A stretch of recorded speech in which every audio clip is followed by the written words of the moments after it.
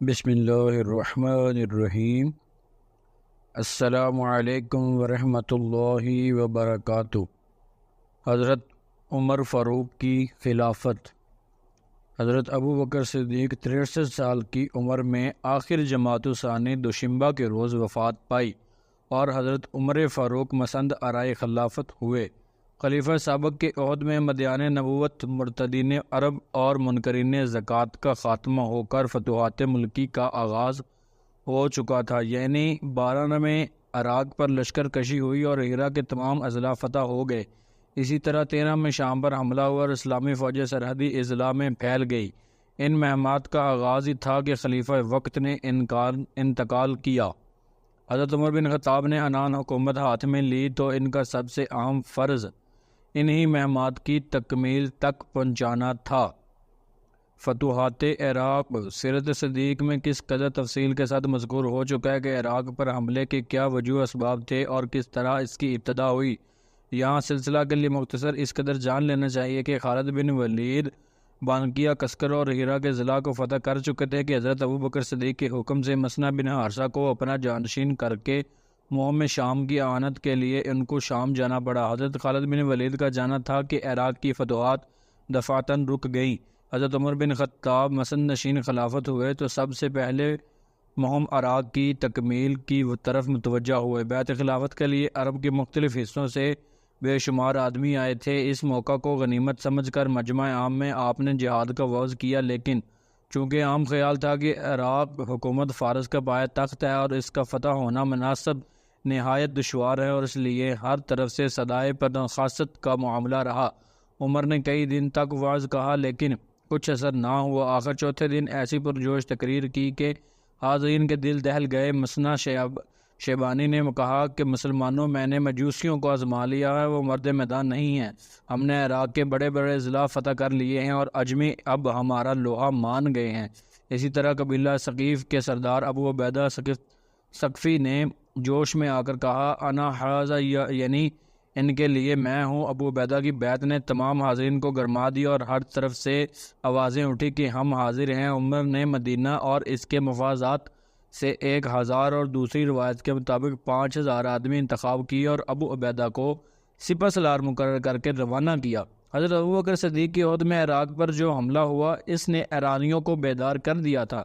چنانچہ پران و خط نے جو صغیر الحسن یزید گرد شاہ ایران کو متولیہ تھی، فرخ آزاد گورنر خراسان کے بیٹے رستم کو جو نہایت شجاع اور مدبر تھا، دربار میں طلب کر کے وزیر جنگ بنایا اور تمام اہل فارس کو اتحاد و اتفاق پر آمادہ کیا۔ نیز مذہبی حمیت کا جوش دلا کر نئی روح پیدا کر دی۔ اس طرح دولت کیانی نے پھر وہی قوت پیدا کر لی جو ہرمز پرویز کے زمانہ میں اس کو حاصل تھی۔ رستم نے جو حضرت ابو عبیدہ کے پہنچنے سے پہلے ہی اضلاع فرات میں عذر کرا لیا اور جو مقامات مسلمانوں کے قبضے میں آ چکے تھے وہ ان کے قبضے سے نکل گئے۔ پرانخت نے ایک اور زبردست فوج رستم کی اعانت کے لیے تیار کی اور نرسی و جبان کو سپہ سالار مقرر کیا۔ یہ دونوں دو راستوں سے روانہ ہوئے۔ جبان کی فوج نمازک پہنچ کر ابو عبیدہ بن جراح کی فوج سے سربر پیکار ہوئی اور بری طرح شکست کھا کر بھاگی۔ ایرانی فوج کے مشہور افسر جوشن شاہ اور مروان شاہ مارے گئے۔ جبان گرفتار ہوا مگر اس حلیہ سے بچ گیا۔ جس شخص نے اس کو گرفتار کیا تھا وہ پہچانتا نہ تھا۔ جبان نے اس سے کہا کہ میں بڑھاپے میں تمہارے کس کام کا ہوں، معاوضے میں 2 غلام لے لو اور مجھے چھوڑ دو۔ اس نے منظور کر لیا۔ بعد کو معلوم ہوا کہ یہ جبان تھا۔ لوگوں نے غل مچایا کہ ایسے دشمن کو چھوڑنا نہیں چاہیے، لیکن ابو عبیدہ نے کہا کہ اسلام میں بدعہدی جائز نہیں۔ ابو عبیدہ بن اجراح نے جبان کو شکست دینے کے لیے بعد سکاتیہ میں نرسی کی فوج گراں کو بھی شکست دی اور اس کا اثر یہ ہوا کہ قرب و جوار کے تمام روسا بخود مطیع ہو کر نرسی و جبان کی یزیمیت سن کر رستم سے مراون شاہ کو 4000 کی جمعیت کے ساتھ ابو عبیدہ بن الجراح کے مقابلہ میں روانہ کیا۔ ابو عبیدہ نے فوجی افسروں کے شدید اختلافات کے باوجود فرات سے پار اتر کر غنیم اور نبرد آزمائی کی، چونکہ اس پار کا میدان تنگ اور ناہموار تھا۔ نیز عربی ولاروں کے ایران کے کو پیکر ہاتھیوں سے یہ پہلا مقابلہ تھا، اس لیے مسلمانوں کو سخت یزمیت ہوئی اور 9000 فوج میں سے صرف 3000 باقی بچی۔ عمر بن خطاب کو اس شکست سے نہایت برافروختہ کیا۔ انہوں نے اپنے پرجوش خطبوں سے تمام قبائل عرب میں آگ لگا دی۔ ان کے جوش کا اندازہ سے ہو سکتا ہے کہ نمرود ثقلب کے سرداروں نے جو مذہباً عیسائی تھے اپنے قبائل کے مسلمانوں کے ساتھ شرکت کی اور کہا کہ آج عرب و عجم کا مقابلہ ہے، اس قومی معرکہ میں ہم بھی قوم کے ساتھ ہیں۔ غرض عمر بن خطاب ایک فوج گراں کے ساتھ جریر بجلی کی میدان زرم کی طرف روانہ کیا۔ یہاں مسنا نے بھی سرحد کی عربی قبائل کو جوش دلا کر ایک زبردست فوج کیا تیار کر لی تھی۔ پرانوخت نے اس تیاریوں کا حال سنا تو اپنی فوج خاصہ میں سے 12,000 جنگ عظمہ بہادر منتخب کر کے مہران بن موریہ کے ساتھ مہاجدین کے ساتھ مقابلے کے لیے روانہ کیے۔ ہرا کے قریب دونوں حریف صف اراض ہوئے۔ ایک شدید جنگ کے بعد اجمیوں پر بغدڑ پڑ گئی۔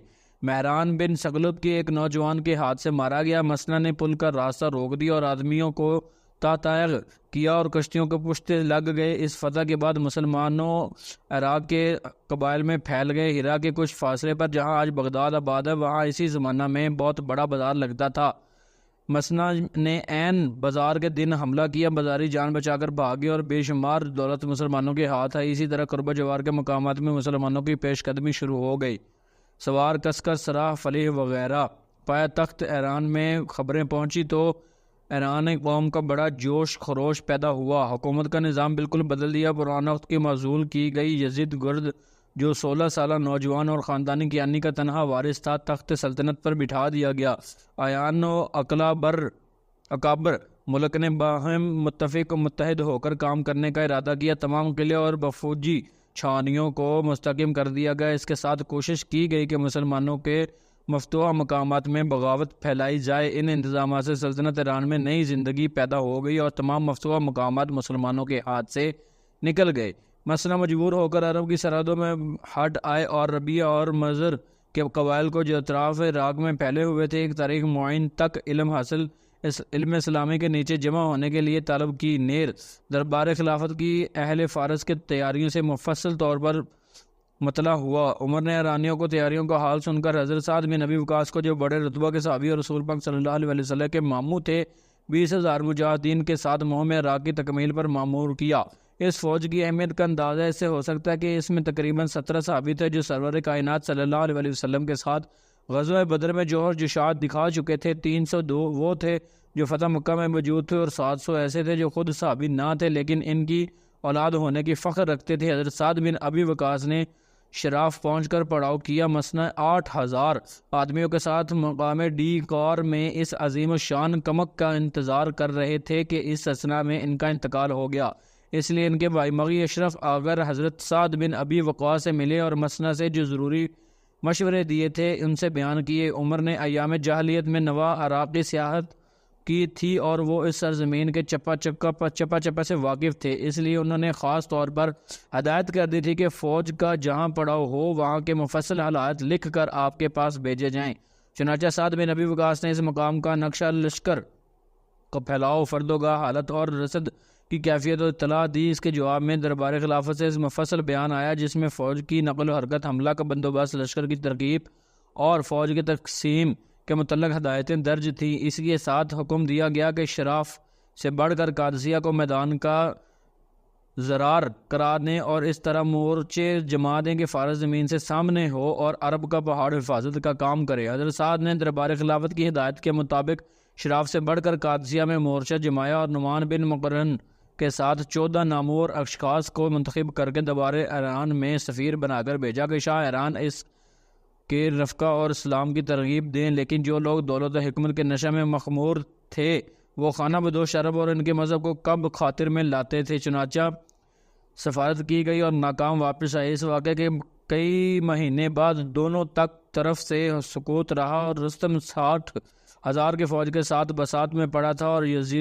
یزد و گرد کی تاکید کے باوجود جنگ سے جی چرا رہا تھا، مویشی وغیرہ حاصل کرا لاتے تھے۔ جب اس حالت سے تول کھینچا مجبور ہو کر رستم کو مقابلے کے لیے بڑھنا پڑا اور ایرانی فوجیں بساط کی نقل کر قادسیہ کے میدان میں خیمہ زن ہوئی۔ رستم قادسیہ پہنچ کر بھی جنگ کو ٹالنے کی کوشش کرتا رہا اور مدتوں صفرا کی آمد و رفت اور نام و پیام کا سلسلہ جاری رکھا، لیکن مسلمانوں کا آخری اور قطعی جواب یہ ہوتا ہے کہ اگر اسلام یا جذبہ منصور نہیں تو تلوار سے فیصلہ ہوگا۔ رستم جب مسلط کے تمام تدبیروں سے مایوس ہو گیا تو سخت برہم ہوا اور قسم کھا کر کہا، آفتاب کی قسم، اب میں تمام عربوں کو ویران کر دوں گا۔ وآخر دعوانا ان الحمد للہ رب العالمین۔